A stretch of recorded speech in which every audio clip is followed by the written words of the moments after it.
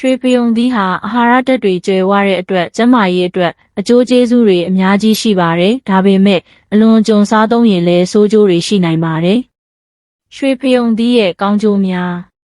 ဗီတာမင်နဲ့သတ္တုဓာတ်များကျွဲဝခြင်းရွှေဖယုံသီးမှာဗီတာမင် A, C, E, B, ပိုတက်ဆီယမ်၊မက်ဂနီဆီယမ်၊ကယ်ဆီယမ်နဲ့သံဓာတ်တွေအများကြီးပါဝင်ပါတယ်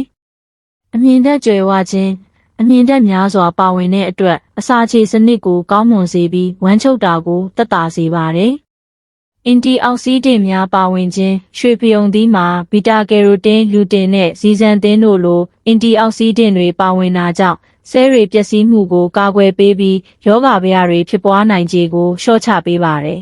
။မျက်စိကျန်းမာရေးကိုကောင်းမွန်စေခြင်း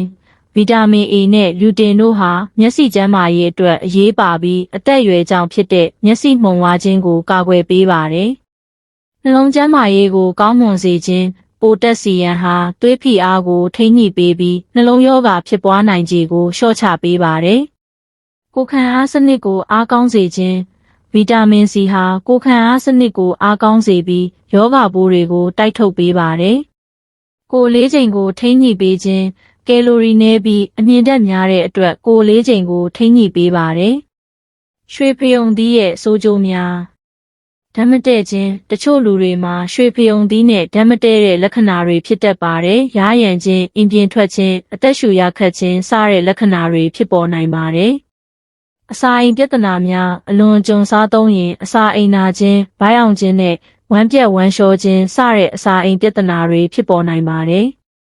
ဆီးချိုယောဂရှိသူများသတိထားသင့်ခြင်းရွှေဖယုံသီးမှာတကြားဓာတ်ပါဝင်တဲ့အတွက်ဆီးချိုယောဂရှိသူတွေဟာအလွန်ကြုံမစားသင့်ပါဘူး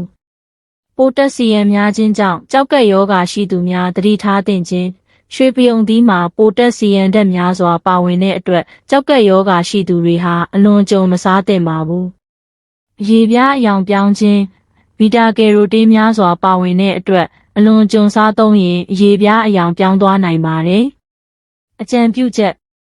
ရွှေဖယုံသီးကိုတင်းတင်းမြတ်တဲ့ပမာဏနဲ့စားသုံးမယ်ဆိုရင်ကျန်းမာရေးအတွက်အကျိုးကျေးဇူးတွေအများကြီးရရှိနိုင်ပါတယ်။ဒါပေမဲ့ဓာတ်မတည့်တဲ့လက္ခဏာတွေဖြစ်ပေါ်လာရင်ဒါမှမဟုတ်ကျန်းမာရေးအခြေအနေတစ်ခုခုရှိရင်ဆရာဝန်နဲ့တိုင်ပင်ပြီးမှစားသုံးသင့်ပါတယ်။ဒီလိုအကြောင်းအရာတွေကိုကြိုက်နှစ်သက်တယ်ဆိုရင်ကျွန်တော်ရဲ့ channel ကို subscribe လုပ်ထားဖို့မမေ့နဲ့တော့အားလုံးကိုကျေးဇူးတင်ပါတယ်။